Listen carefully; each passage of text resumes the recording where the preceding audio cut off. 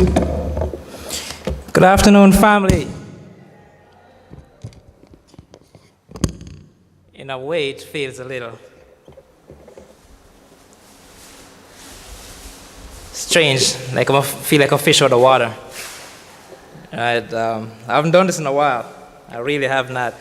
I did not speak, but by way of my wife. I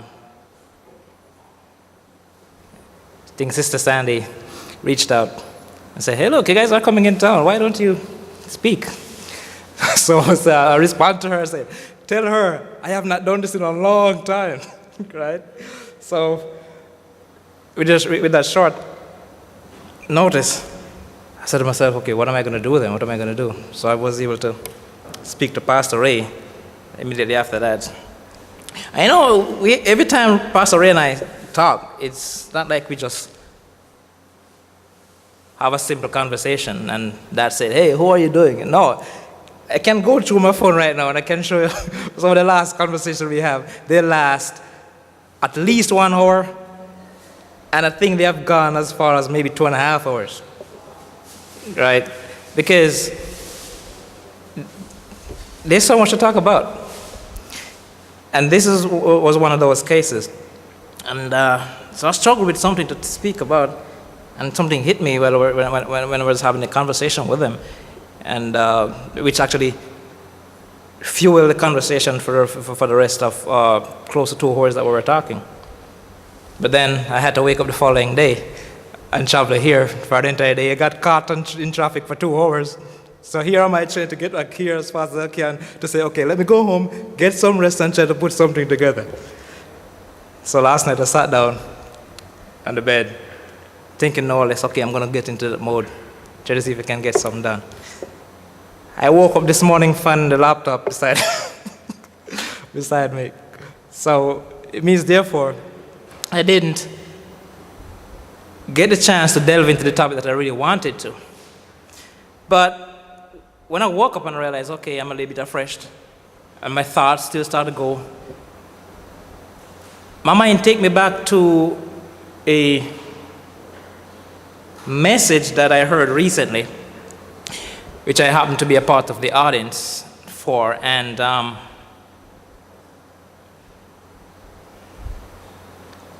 long story short, I don't think it sits well with everyone, right?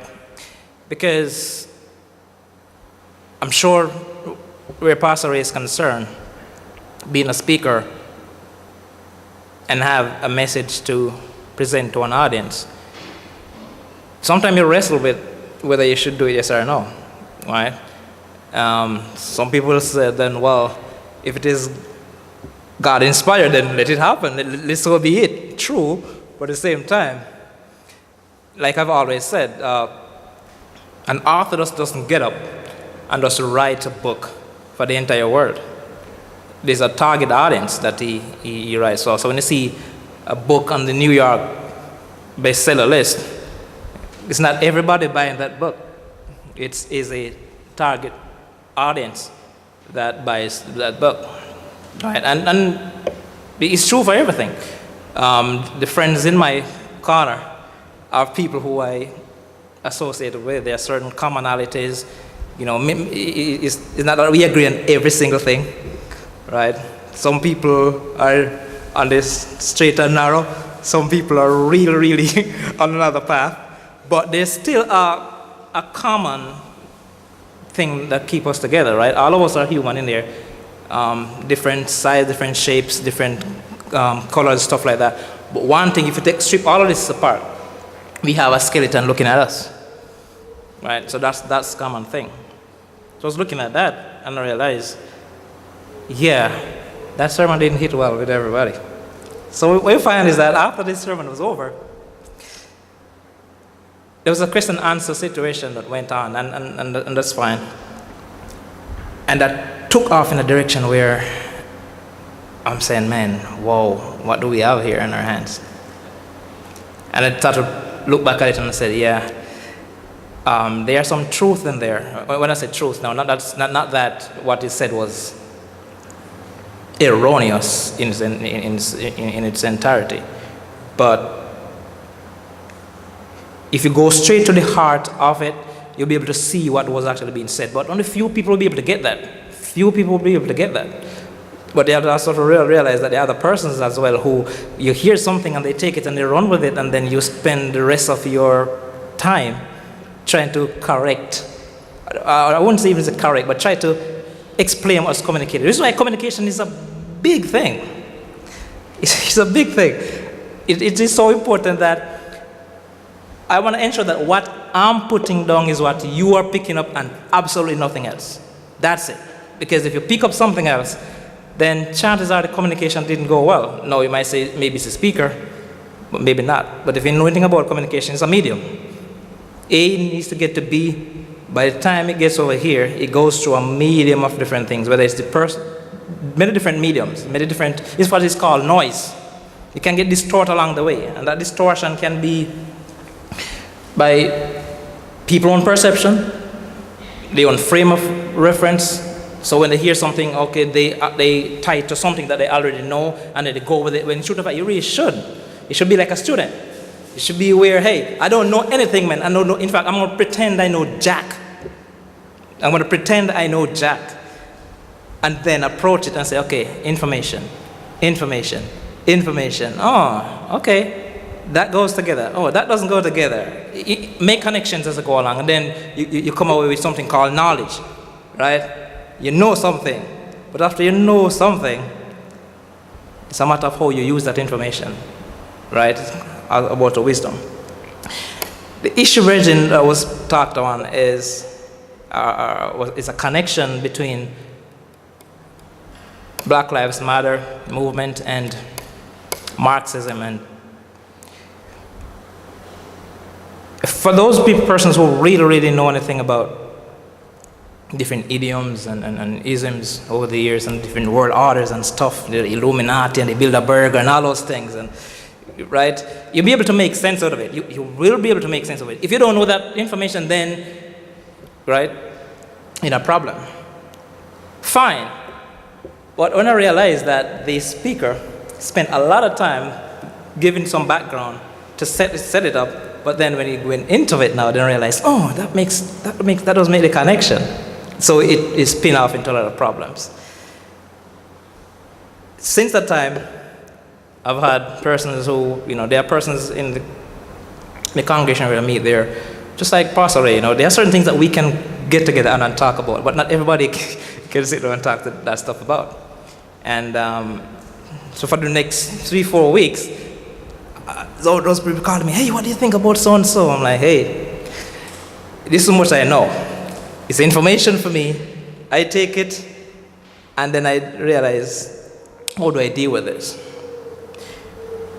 That dawned on me this morning again, and I'm reminded of a message that I gave here almost 2 years ago. If you remember, I gave it in 2 parts. The first one part was, and I do this strategically for this purpose. I do not want to be misconstrued. I never ever want to be misconstrued, because the moment I say something here, it's gone. I can't take it back. And that's why I try to spend my best of time to script what I talk about, so that if you go back, you can say, hey, that was what was written there, and that was what I said. Now, even if I don't say it the exact same way, there's an audio there, and there's a video there. You can go back and say, okay, it's in the ballpark. Yeah, we are humans. Up here, I'm not going to read every single thing in front of me. Right? But you have to know how to not move from the main core, and then you go into the weeds. And then you start to make up some other stuff, which you go on a different road, and it bothers me. So, brother, I went back into my sermon list, and I remember there were 2 messages I give. Remember these? The first one that says, true test of religion, a letter to myself. Remember that one? Because I wanted to send a bigger message in general, but then I said, okay, let me not just go straight there yet. Let me pick on myself. Let me approach this so I can criticize myself. It's better for me to punch myself in the eye and take the pain than somebody else to do it, right? I'd rather do that. I'd rather make myself vulnerable and put it out there, I'm cool with that. And then I said, that set up the platform for the next one. And the next one was Truth Test of Religion, a State of the Church Address. Now it's to move away from me now, because let me not say move away from me. I'm in it still, but now I'm going a little bit more global and looking at our situation as I see it. As I see it. I could be wrong.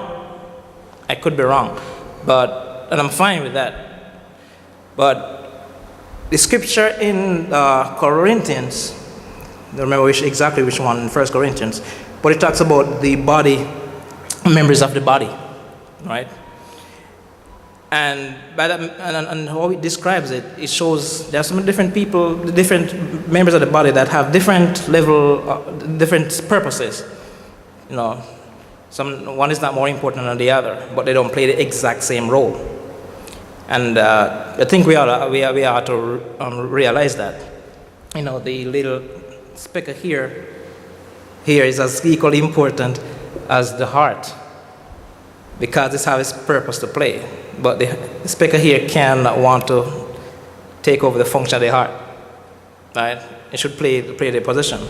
So the point I'm trying to make is that we're going to have different levels of understanding of certain things, but we're a family, man. Findlay, some of us are on the straight and narrow, but not all of us are on the straight and narrow. But you don't dare to look at me and tell me that my brother out there who is not on the straight and narrow is not my brother. You're going to have to convince me otherwise. He bears my last name. This is my dad's son. And whether they did what my dad wanted or what my mom wanted, that's my brother. That's my father's child. So you can say, well, but he's not in the church. Really? So you get to call who what? And on what basis you get to call who what? Right? He's my brother. And it's a bigger message for all of us. So, Virgin, I just wanted to go back and look at a topic that to talk about. This time I'm not going to call it a State of the Church Address, but this time I'm going to call it Rome Burns While Nero Fiddles. Rome burns while Nero fiddles. Since the last Pope, many things have happened since. Politically, we just had a very contentious election recently here, right? And the landscape has totally been changed. And it's like you drop a ripple in a stone in a pond, and the ripples just goes out and start to hit everything that comes. It just starts to ripple out. And then when those waves go out, they get hit against something, and it impacts the stability of the wave motion now, right? So in a turbulent situation, maybe a lot has happened, and because a lot has happened, this message that I gave back then is still timely. It's still important. Brethren, John Mayer, when I get a chance, you can research him, has a song entitled "Waiting on the World to Change." It starts off like this. It says, me and all my friends were all misunderstood. They say we stand for nothing. There's no way we ever could. No, we see everything's going wrong with the world and those who lead it. We just feel like we don't have the means to rise above it and beat it. So we keep waiting on the world to change. These lyrics from the song make a statement, brethren, about many of his generation. That's from his view. He's an artist. He's trying to put things into perspective. You always say, oh, these young ones don't know this, and these young ones don't know that. And I get it, true. But every man has this unique experience, and that's important.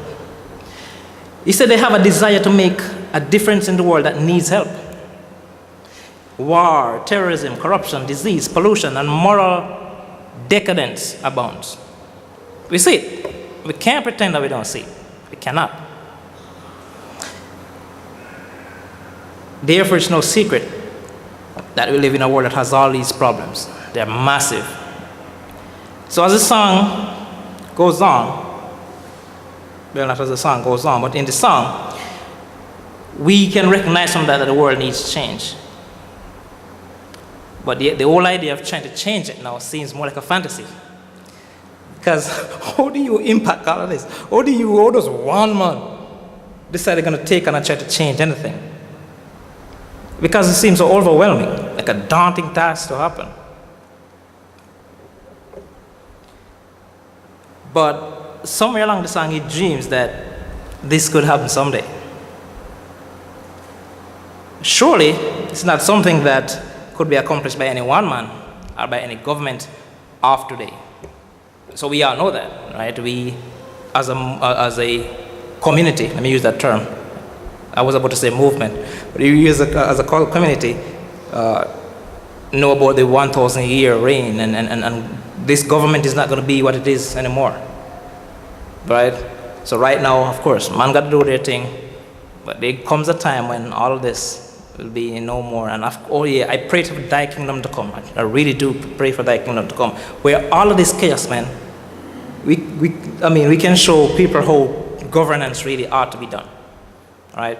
But until that time, we are living here. We are living here. We can't take yourself out of it. I remember when Yeshua was leaving, he says, these are those that you gave me. I'm leaving. They're staying behind. I pray that you don't take them out of it, but protect them in there in my name. So you're going to be here. What are you going to do? You're going to say, God, take this away from me? No, man. You have to be here. You're going to figure it out. You got to impact. And you give them a task to do.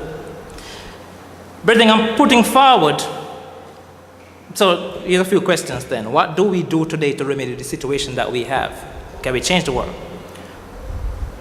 So without politicizing the matter, I'm sure we all in here have our political views, whether we say them openly or discreetly. That's fine. I'm going to say this on the record as well, but I don't think it has any place in church, though, in the sense that you're going to tout your republicanism, and you're going to tout your democratism, or whatever it is, whatever you call it.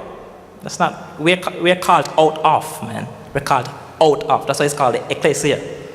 You're called out of. Think a different way, approaching a different way. No, in your own way, you can have your own thing. I got my own views. Right? Few people know what my views are. Very few.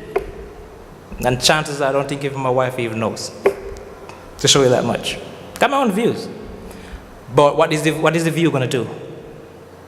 The view can't do anything. It's just my own personal gripe. That's it. But there's something else that we are called to, which is a bigger issue, and that is what matters. I'm putting forward a view, brethren, that we can sit and wait for the world to change, as we have been doing, or we can do something about it, based on the way we see or how we experience the world around us. Now, when I'm going to move through this, brethren, understand that I'm an analyst. I look at things and I analyze. When I was in internal auditing, which is what I do, all I care about is just the facts. That's it. I don't care if you lie to me. Somewhere along the line, I'll figure out where you lied to me. When you investigating fraud, give me all the dirt and the grime. I will sort through it. And it'll catch you in a position to say, I don't really have to even look on you and say I agree with you. All I need to know, I need to get that information to be able to draw a proper conclusion. So I analyze things, and I observe things, and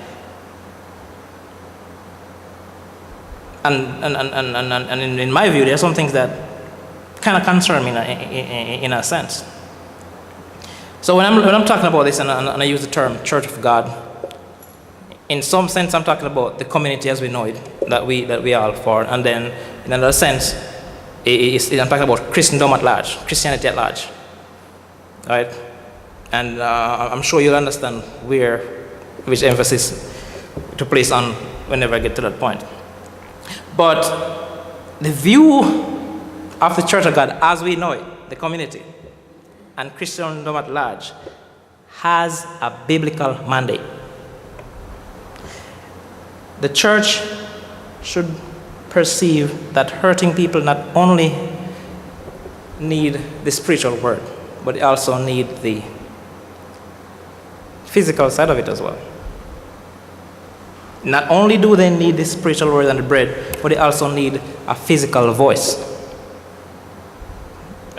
And I go through scripture and I show what I'm talking about. So this work for providing a voice for the voiceless is referred to as advocacy. We can advocate for something. The scripture talks about it. Let's go to Proverbs 31. Proverbs 31, verse 8 and 9 talks about advocacy.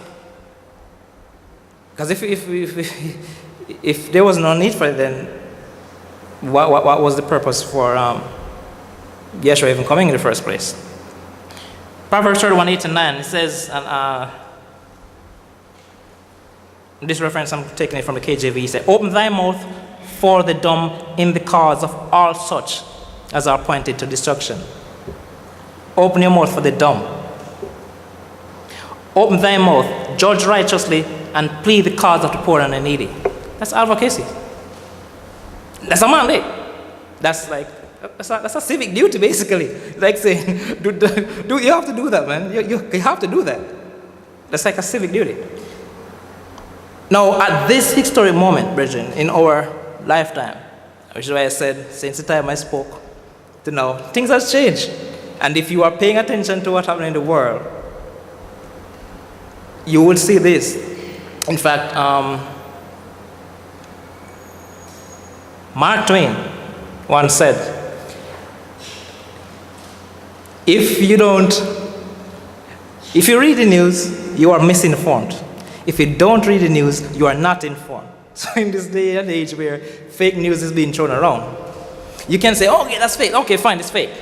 But you can either choose to know that it's fake, understand the content of it, or decide you're gonna. But I choose to still know it. You see, it's like I said, what I'm doing, I just need the information. Give me the information, I can sort it out whether. Right? But to say I'm gonna close myself off and forget that. Then you lock out yourself to a whole plethora of information that you could actually realize, man, but I didn't even recognize it because I term it as fake, or those people, or that voice, and because that person is saying it, I don't want to hear what he has to say, because you can already draw the conclusion already. No, man, you can't do that. If every student do that in college, they would flunk the education. They flunk their exams. If every go in and decide, I don't want to hear you. Okay, don't hear me. All right, but when I put that exam down, you better pass it. You better pass it, right? So at this very moment in our history, brethren, I think there's a need for clarifying this vision or this call for advocacy. And the church's response to that call to advocacy can either be paralyzed because of ignorance, just talk about whether you want to know yes or no. There's so many things happening around the world. Or it can be paralyzed by own sophistication. Not us, or them, but not us. And then you pass off a bunch of good, valuable information that could to actually make informed decisions. So on the other one, we can either be arrogant of the call for advocacy because we have not been taught about the earthly need for advocacy. Or, on the other hand, we can be putting ourselves in the intellectually complex situation where because of our knowledge, the truth of God, and we know this and they don't. And then you put yourself in another arena where you ought not to be, and realize you've passed out a plethora of unreachable persons. Back in the presidential campaign, one person used the term deplorables, which are unrecoverable. We have to be careful of that as well. It is my view, brethren, that we need to get, and this is the body, we need to get as in tune back to what this advocacy call is about, from a thoroughly biblical standpoint. We have a duty to find clarity about our neighbor's situation. Who is our neighbor? We're going to go into it. There's a biblical call to advocacy from Yeshua's commands to love our neighbor. He said that all of the law and the prophets were summed up in the command to love God and to love our neighbor, as we know it from Matthew 22, 35 to 40. We can go in there. Matthew 22, 35 to 39 says, one of them, an expert in religious law, tried to trap him, and I'm quoting here from the New Living Translation. Of late, I've been prone to want to read the New Living Translation because it has a way of simplifying things so simple. This is not to say take it by itself, right? Because when you study, you study different versions together. But I like this reads easy, so I'm quoting from it. Reading from it. 35. And one of them, an expert in religious law, tried to trap him with this question. Teacher, which is the most important commandment in the law of Moses? Jesus replied, you must love the Lord your God with all your heart, with all your soul, and all your mind. This is the first and the greatest commandment. The second is equally important. Love your neighbor as yourself. If we go into Luke 10 and verse 25, another lawyer tried to repeat that same thing in a sense, in another way. Right? But he's like, as I said, there's more than one way to skin a cat. Somebody's trying to try it another way now. Luke 10, 25. Luke 10 and verse 25. One day an expert in religious law stood up to test Yeshua by asking him this question. Teacher, what should I do if I inherit eternal life? Jesus replied, what does the law of Moses say? How do you read it? In other words, how do you understand it? The man answered, you must love the Lord your God with all your heart, with all your soul, all your strength, all your mind, and love your neighbor as yourself. And then in verse 28, Yeshua said, right, do this and you will live. The man wanted to justify his actions, so he asked Yeshua, and who is my neighbor? And that's the thing right there. Who is my neighbor? Yeah, love your neighbor as yourself. Okay, who's that? You say neighbor? So, if you look at this, then the lawyer was able to repeat to Yeshua the actual answer that is needed. But if you notice, he ran for cover by suggesting that the whole matter was more complicated than Yeshua allowed when he found that the right answer is easier to recite than to obey. Easier to just say, oh yeah, you should love the Lord thy God with all your heart. Right answer, like I said. And a student taking an exam, you could ask him, what is the golden rule? And they repeat it. Now, demonstrate it. Are you going to see where someone was asked to demonstrate something and he fell through on it? So, however, Yeshua decided to press the point home even further by telling them a simple story about a man who was lying beaten on a road to Jericho. And we know the story. It's about the Good Samaritan, Luke 10:30. Yeshua replied with a story. A Jewish man was traveling from Jerusalem down to Jericho and he was attacked by bandits. They stripped him of his clothes, beat him up, left him half dead by the roadside. By chance, a priest came along, and when they saw the man lying there, he crossed over to the other side of the road, and passing by, a temple assistant walked over and looked at him lying there, and he also passed on the other side. Then a despised Samaritan, if you understand this, the Samaritans were Jews. We're of Israel.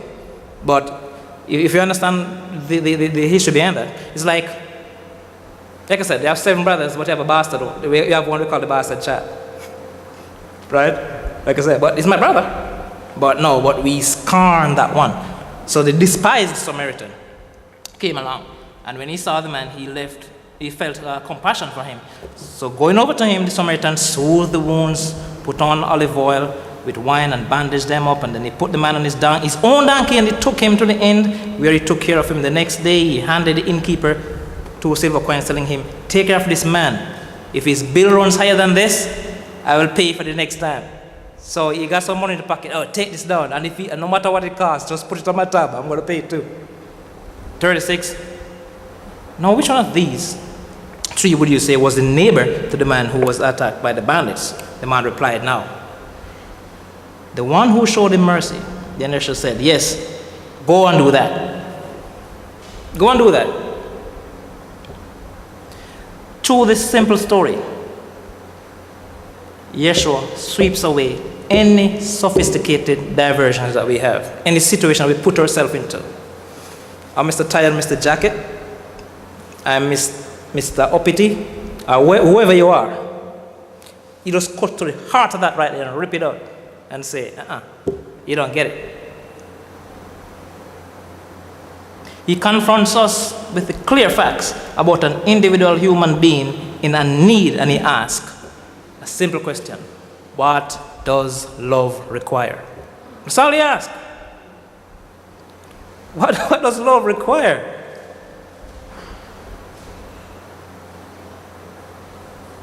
Now, my challenge, brethren, is for us.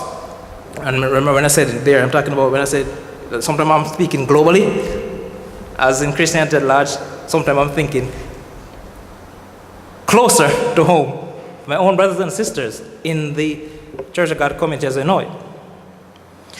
Look into the many stories of your neighbors. We already defined what neighbor is already. We already went biblically and defined what neighbor is right there. Look into the story of your neighbors. You know, like the ones next door to you, even if that was the textbook definition you had in mind. Okay, fine. Start with that one. What about those in your local community? Brother, I'm going out. Okay? Maybe some who look like you, of a certain demographic. Let's go a little bit further. Your state, or province in my case, where am I? Where I don't know where I'm at. Or nationwide, or globally. Still neighbor. Still neighbor. And then ask yourself the question, what does love require? I said we have a duty to find clarity of this need for advocacy through understanding our neighbors. The next point I want to raise is that we have a duty to identify our neighbors' needs, to really identify what they are, what they are. So if disciples of Yeshua are to respond in love to each other, are to respond in love to each of his people, the first task would be to understand the nature of those individuals' needs. The focus, in my view, and my assessment, I think, over the years, is probably been primarily around responding to those who need to hear the gospel. And I totally get it. It has to be. Matthew 28 talks about the Great Commission. Go ye therefore, preach, teach, baptize, and yes, and 72 went out, and we see so many, and we see the Acts situation, and people were being baptized, oh yes, and they live together as a community, and it starts, and oh yes, the movement was on, moving, right? But right in there, I saw community involved. I saw Center. In fact, Acts chapter 6, if I remember, talks about how people were going to the point when they realized, man, this thing is so good. This is just my term now. We have gotten the church, we have found the treasure, basically.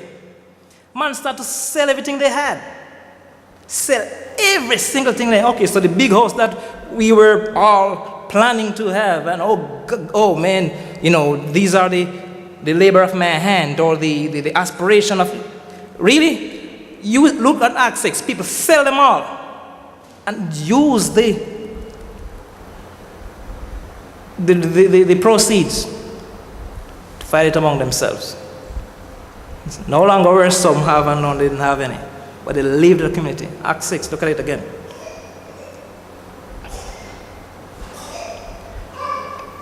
So even though we were called to spread the gospel through the nations, while we're doing it, brethren, I think we might have been missing out on an important matter called advocacy.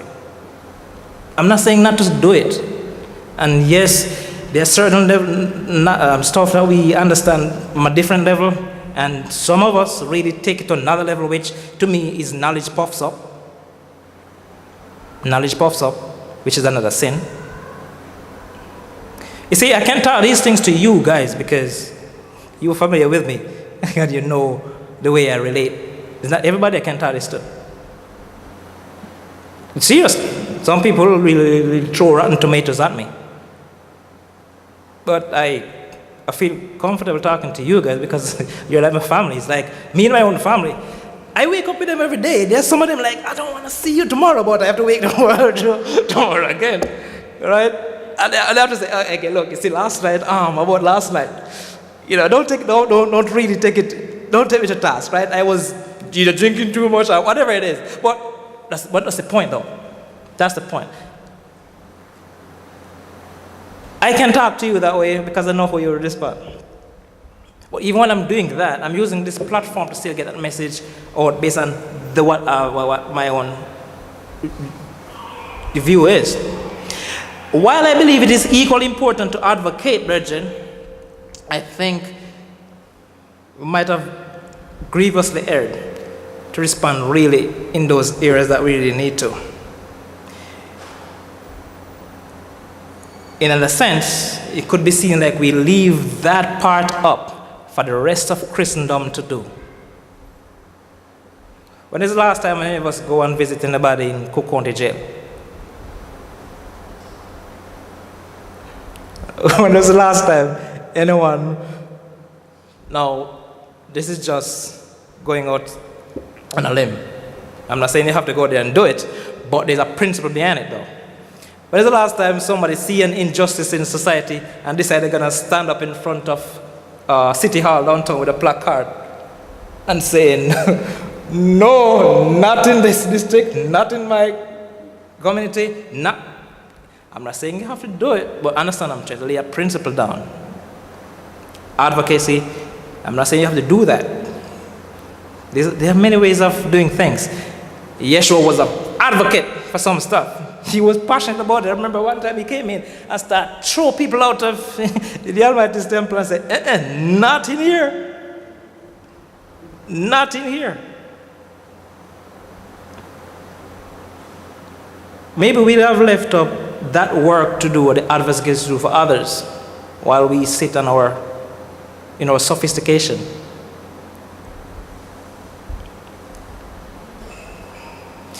One famous theologian once challenged an evangelist with some words. He says this: there is no room for a gospel that is indifferent to the needs of the total man or the global man.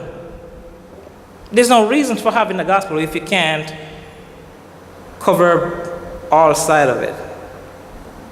He saved the soul, but also saved the man's body, the man eating. He needs some food. Don't come talking to me about the deeper things of God if I can't eat. I don't care for it. My stomach is growling. I have a deep situation around here which my problems is above my head. Don't come to me and tell me, no, I'm not saying not to, don't tell me, don't say no, I'm saying that you shouldn't go there and you shouldn't go to the Lord in prayer. Of course, that's the foundation of everything, single thing. Foundation of everything thing. But there's an application. An application. I want a job right now. I can't just go there and tell a man to give me a job. What did my resume say about me? What can somebody say about me working with Cornell? It comes because I did something and I relate to somebody, right? Oh, the Lord will provide. Yes, yes, yes. A plus B equals C, right? Right? But it's the details of what make up that equation.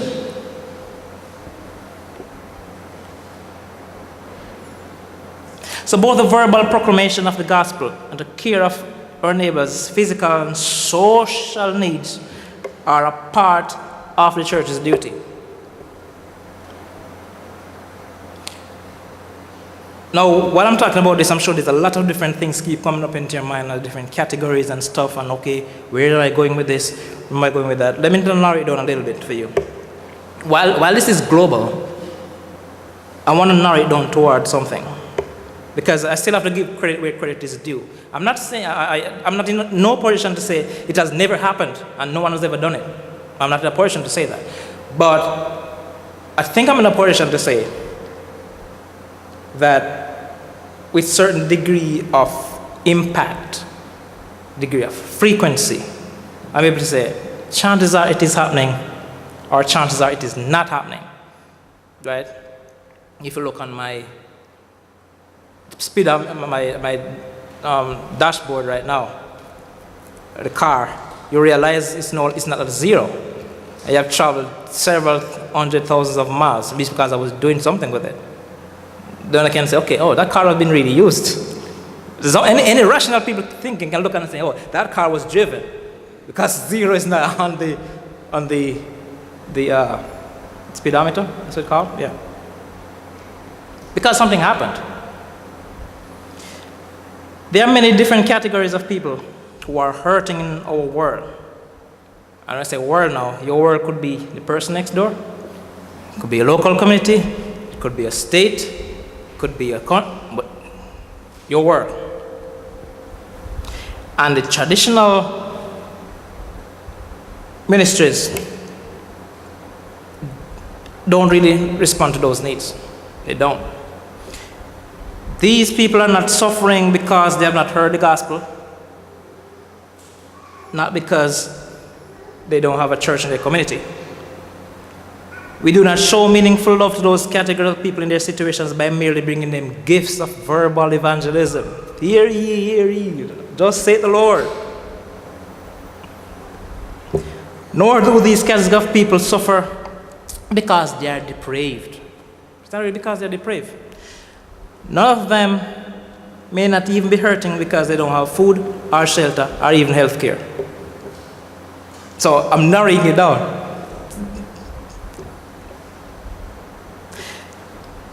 But these people have a different category of need. They are suffering, brethren, because they have an oppressor. Oppression by something, by some system, or some ideals put together by some matriarch. They are victims of injustice. They have been hurting because somebody have bullied them or abused them.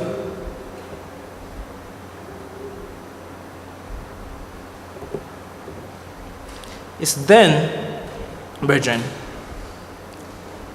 this then is the new frontier for what advocacy should probably be about. New frontier. Maybe some of us do food drives and stuff like that. Yeah, that's feeding the body and stuff like that, and true.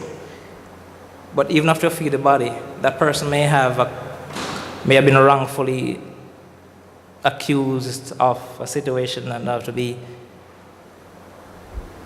living the rest of their life with some kind of a stigma. To take the entire existence of the earth, basically. So they end up in a situation where they literally be living from a pauper situation, hand to mouth, right? That is not just the individual itself. It could be a greater part of a system. And think outside the box that I'm talking here, because you got some different things. Trayvon Martin situation rings a bell. Philando Castile rings a bell. I can go down the list of them. You know, I'm a product of a movement that rose up back in the day that says, we shall overcome. You remember? If somebody never stand up and get outside of their pews and decide to walk the street and say, you know what, you're going to have to kill me, I probably wouldn't be in a situation to talk the way I'm talking right now.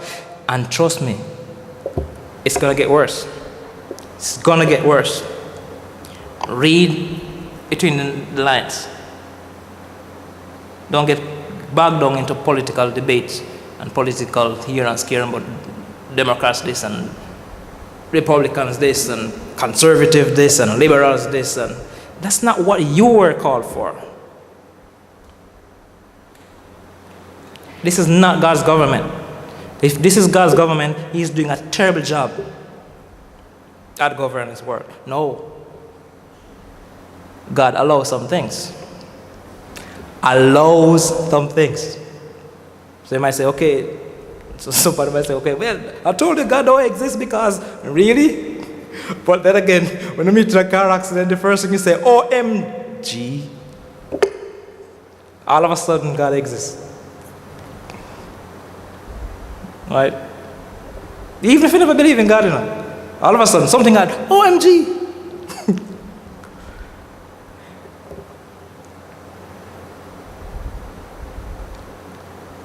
So what about the magnitude of the need then? So understanding the needs of the neighbor. You ever even look at the magnitude of some of those needs?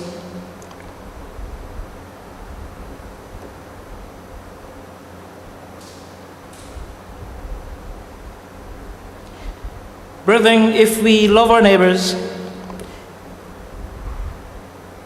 maybe we should try to get that person out of the brothel who don't need to be there. Maybe to seek justice for those people who are locked up wrongfully. Maybe try to put an end to police brutality. Government brutality.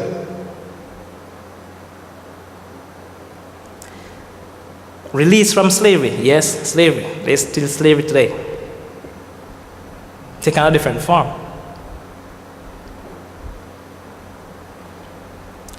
Seek justice for them. This is what love requires. But if we fail to see that by just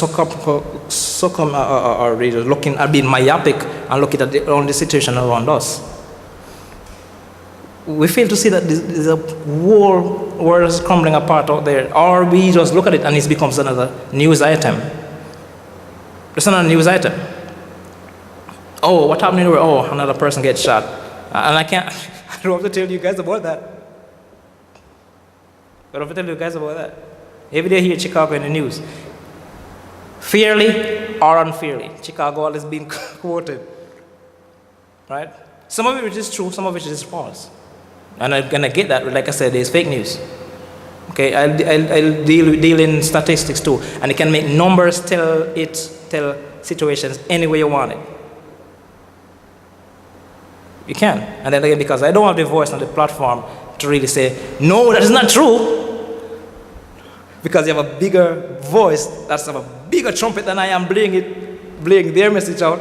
So my message get drowned out. My message get drowned out. And I understand the daunting task of thinking more or less, man, I'm one man against the world. Even though you're true, even though you're right. I'm one man, how am I going to say this is? And then eventually you find yourself, you might just start succumbing to the entire thing.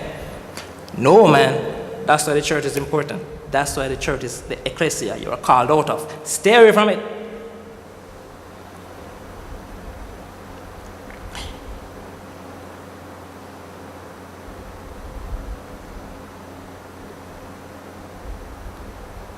I was about to say, yeah, this is what love requires. It is not that most evangelical missions or development agencies are doing wrong. But, brethren, I've seen where people go into many different countries. They go on a mission trip. I'm not saying that to go on a mission trip. I'm not saying that to do it. You know what I mean? Going out into Timbuktu, into some far countries. Yes, do it. I'm not saying that. Don't get me wrong. Do not get me wrong. Okay? We're right in your own backyard in the south side of Chicago. The same message that you're taking to somebody in Timbuktu, Somebody down in Chicago want to hear it. And by the way, they need food too. Right? All these poor people over here, we have to take democracy to them. And I'm not saying everybody don't have equal, shouldn't be. There's going to be a world where, like I said, this government is not going to be anymore. And this is why, and you're going to be a part of it. If you all commit yourself, you're going to be a part of it. But how am I going to take care of you if I can't take care of my own little brother and sister in my own little family? I'm not saying not to do it, I'm not saying not to do it. Please don't get me wrong. And I'm not speaking down to, but I'm just saying to look at things in perspective.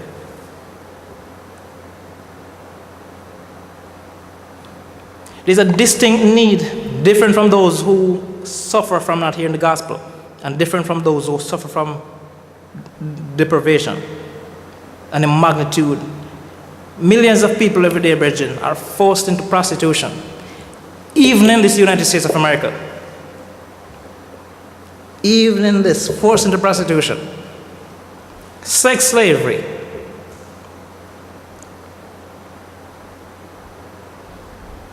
In some countries, some people are even held illegally in slave bondage. Many hundreds of thousands of children are living on the streets in cities, both in developed countries and underdeveloped countries. Even in the United States of America. You ever check some of the bridge in Chicago lately? People out there on the streets. Certain parts of the country. There are many people who haven't even see a morsel of food, but it's still the greatest country on earth, and everybody and they proud. They talk about the beacon of the hill.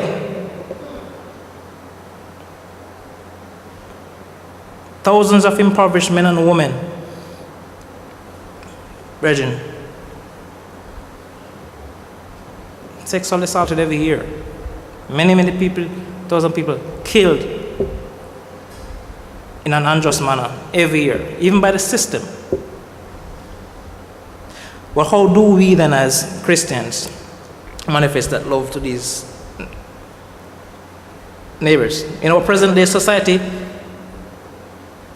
people suffering injustice under so many different conditions by local authorities, who you put in charge to have some relief to the situation. But no, when you think you're going to get some relief, realize, you know what, it's better if I've gone to John instead than to believe in to trust in the system to help. Help me, I help you. Think of some of these categories of injustices I'm talking about globally. Public justice corruption. Corruption of the justice system. Abusive police and military. I mentioned child prostitution already. Detention or disappearance without a charge or trial. State-supported discrimination or abuse of ethnic minorities.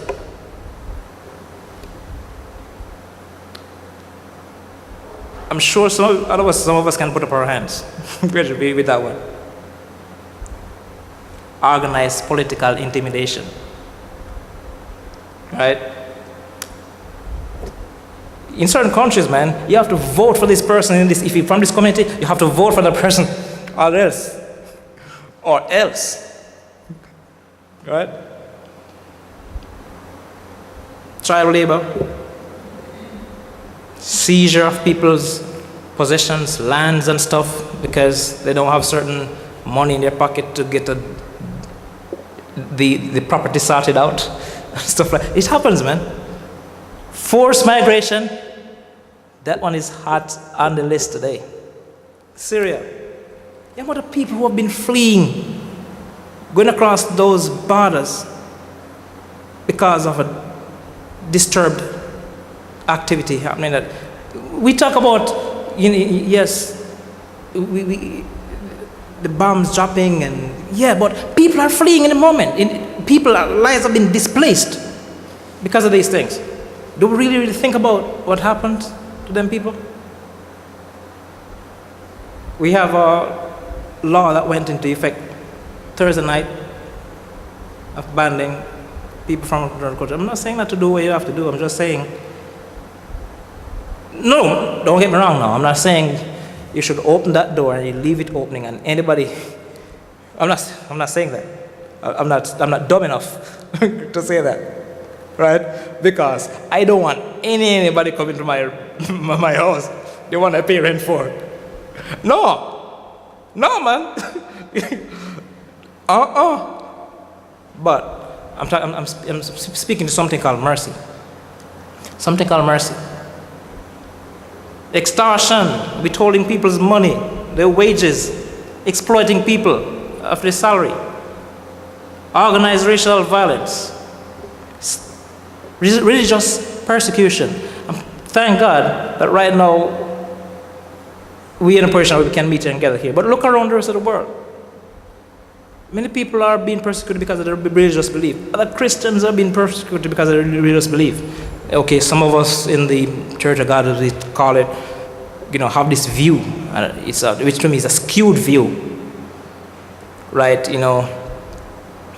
Some people are called by God, some people don't call by God. I get that. That's what God to figure out. Okay, but the last time I checked, a lot of those people are being persecuted around the world. They classify themselves under a term called Christians.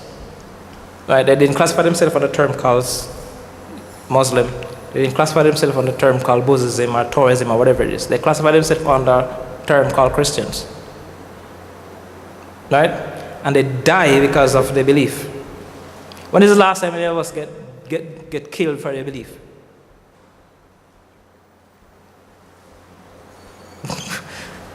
When? No, man. Something wrong. Genocide. Gentrification. Y'all, look at the sunset of Chicago. There are persons, ever watch those old-time movies where you see in the desert and the ragweed start to blow across the desert? Places down there vacant. People used to live down there for years. It was a thriving community. But now it's just sticks and stones looking at you. Gentrification.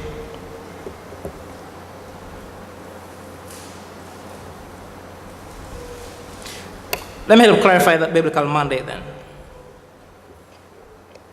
How am I doing on time?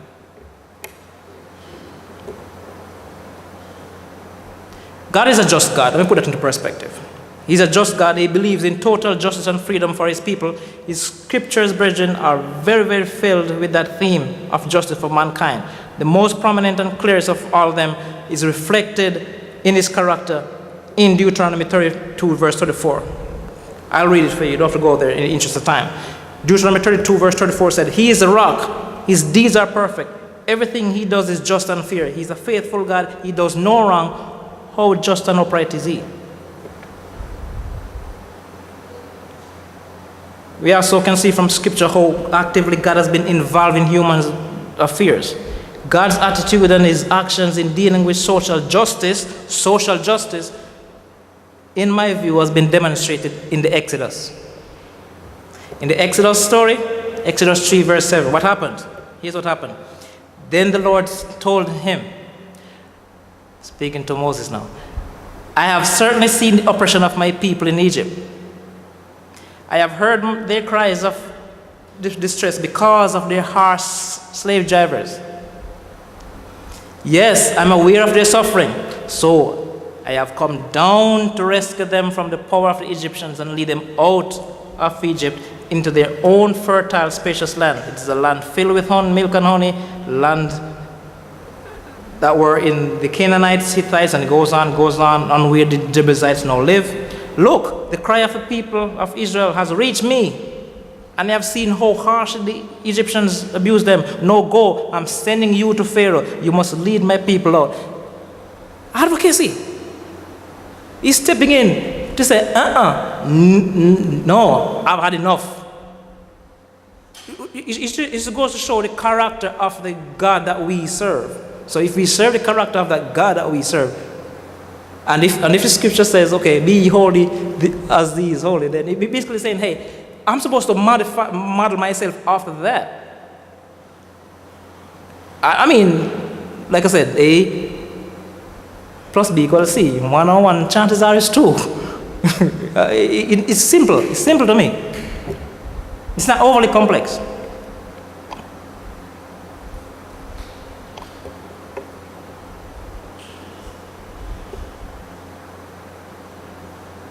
I'm skip over a few of these. The New Testament teaches important lesson also from the ministry of Christ Himself. As an introduction into His public ministry, Yeshua has this to say. Here's what Yeshua says. Luke 4 and verse 18. He says this, the Spirit of the Lord is upon me. This was when He was going into ministry. For He has anointed me to bring the good news to the poor. He has sent me to proclaim that captives will be released, that the blind will see, that the oppressed will be set free, and that the time of the Lord favor has come. He said it. I said, this is what I'm about. I mean, I'm about liberating people from their situation. And by the way, while doing that, He's saying a bigger message. While I'm getting set for the listener, He healed the sick. I mean, he whatever condition they were, blind to see, all them stuff, even feed people. Remember? At one point, people hijacked the movement because, not really because of the message, but because of the food.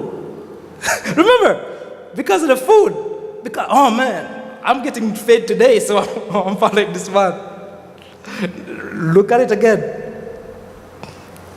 Right? Just like, the reason why the message rubbed me the wrong way a little bit was, it's the same thing.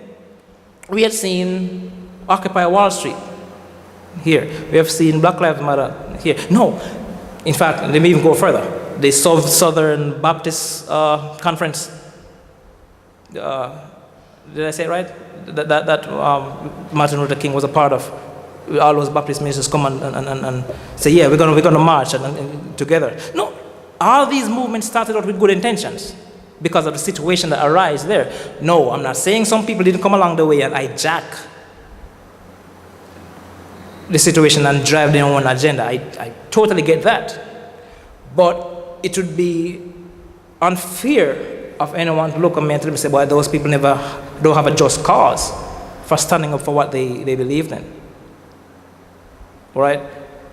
No, this is no barring the few who turn a situation into a bigger situation where we are not to be. That's a different discussion, yes, but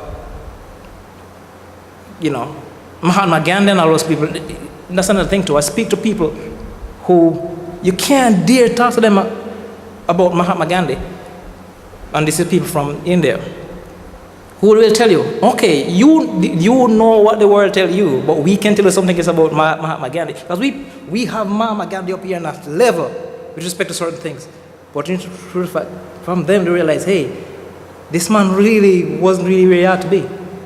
Yes, there are certain things he pushed forward to, but then on the other side, there was something else which he really, there's another side of a society which he really looked down on. And if you understand it about the caste system, I'm not saying, not to do certain things, but get the both sides of the thing. Get the both sides of the thing.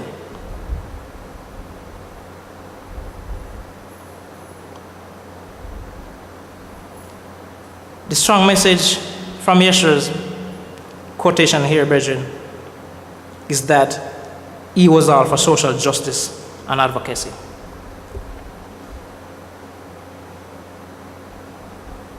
Hebrews 13:3. Remember those in prison as if you were there yourself. Remember also those being mistreated as if you felt their pain in your own bodies. And if Yeshua's commandments wasn't enough, look at Isaiah 1, verse 17. Learn to do good, seek justice, help the oppressed, defend the cause of the orphans, fight for the rights of the widows.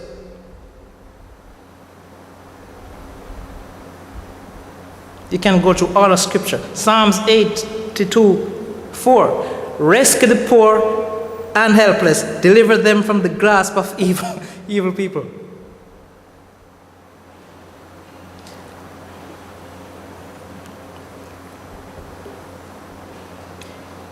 There's a deficiency, in my view, in actual ministry as how we carried out. While we are very, very safe in the issue of defending truth, and that is wrong, and that is not understood right, and get that true. But advocacy. I'm jumping down here. I don't want to keep it too long.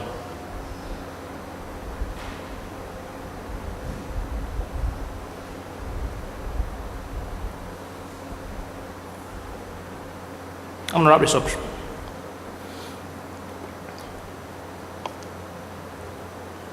The church as an organism, whether it be the community as we know it, as a subset of a wider, or as the entire universal church, is a representative of what God's kingdom should be like, in a sense, on earth. And I think once we become disciples, a part of that, we should be moved towards compassion, just like how Yeshua was moved to the plight of the needy and the least privileged. I think the church has a voice like none other in society. It has, but I don't think it is used well. The church structures bring particular strength to advocacy that plays particular roles. Here are a few of them. You're believable among government. You're believable among governments. Generally, in some situations, you're believable. In fact, this past election, where did they go to for some of the votes? the church arena. Remember, everybody when they're campaigning, all of a sudden, if they never go to church, yet, everybody in there on that day talking to the people in the church the day before election, because those vote matters. Come on, man, read between the lines. The church has a voice, got an influence of it. we know, right? When President Trump was elected, he talks about those evangelicals, and he talks about it. There's a different argument when they go to other stuff. But get my point. What about the ability to influence and mobilize hundreds of thousands of people? The amount of church people out there, the amount of people who attach themselves to Christianity. A lot. When we have links to wider networks, access to media. Thank God for media these days. We have so many different things. We have access. We are a conduit for information. We have a platform in which we can represent the views of the church and say, man, that's not moral. That's against God's laws. We have it. But no, you find a situation where we play, it's like we are in bed with them. Because of what? Interest. The interest that we do have. And that's it. Nothing else but not. We can collaborate with the alliances. We can do that.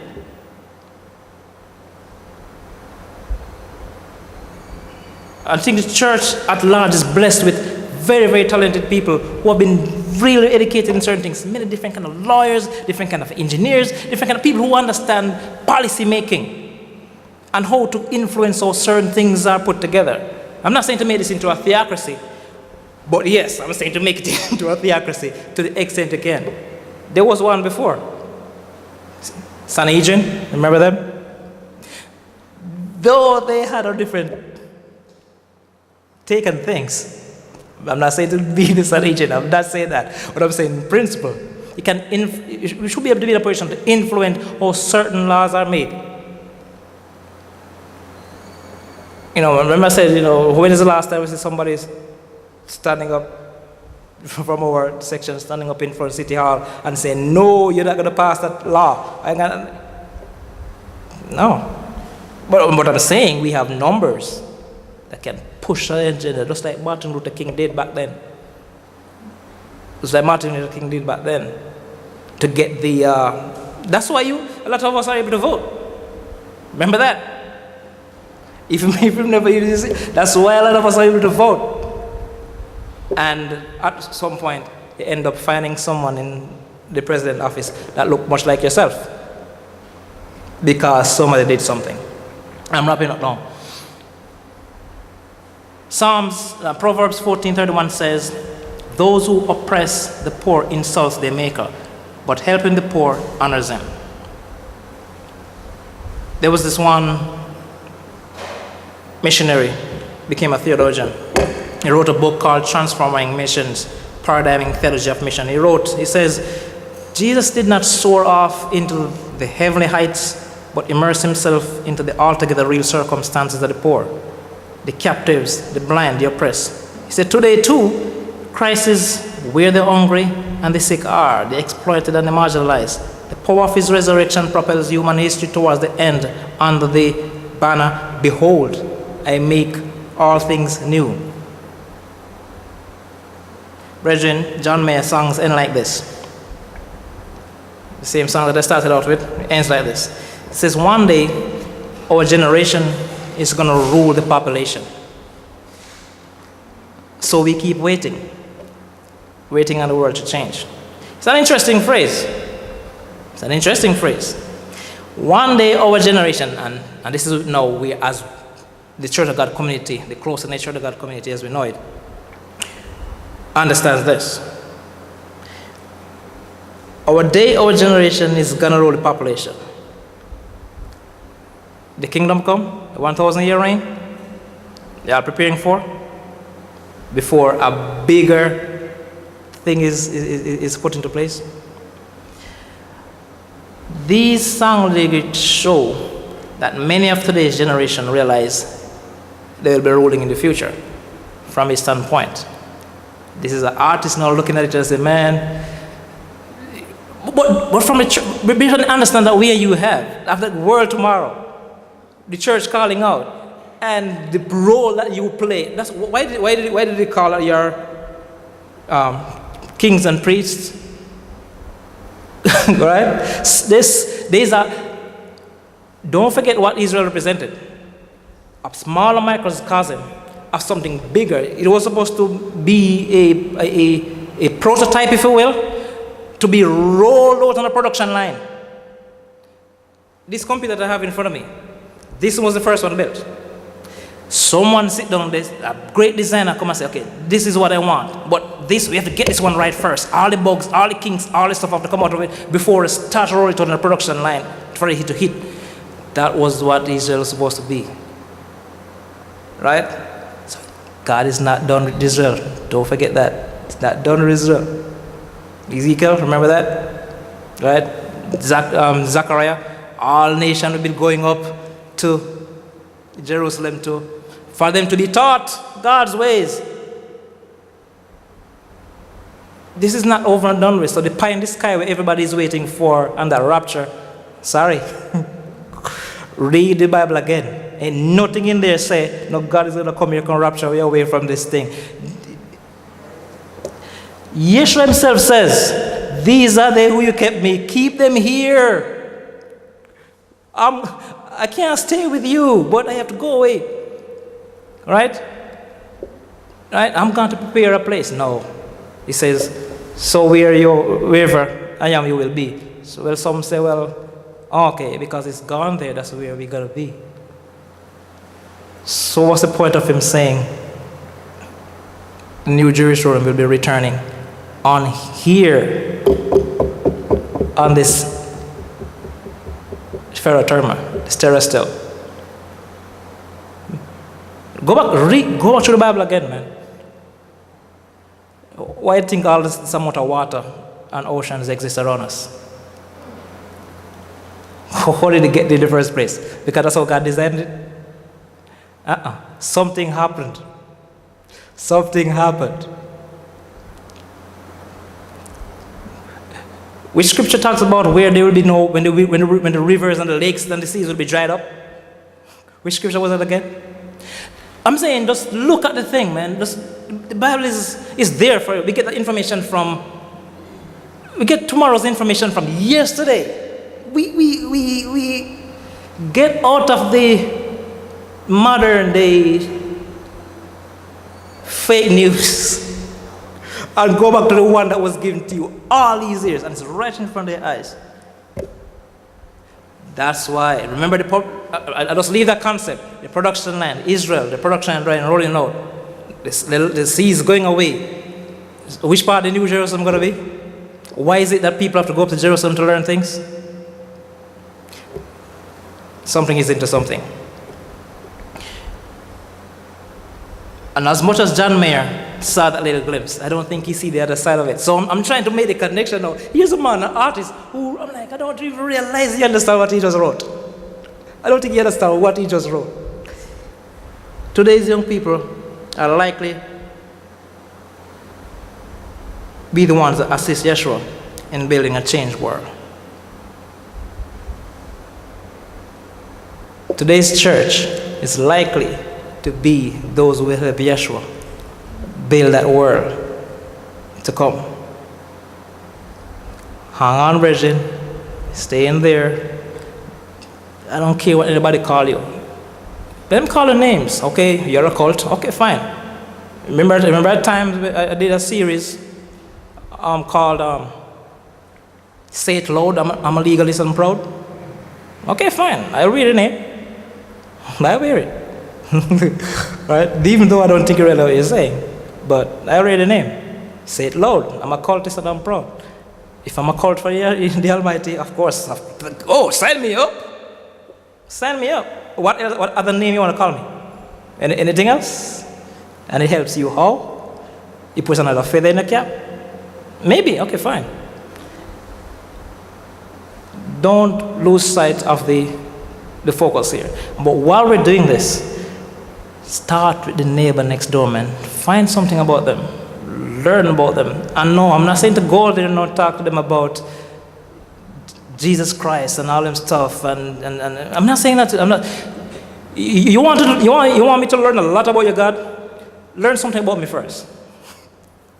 Learn something about me first, and then start to peel the layers onion back, because then you can realize, oh man, I never thought of that. You know what? Come, let me show you a man. Come see a man. Right? Brethren, nevertheless, while we are waiting for the world to change in this man-made government,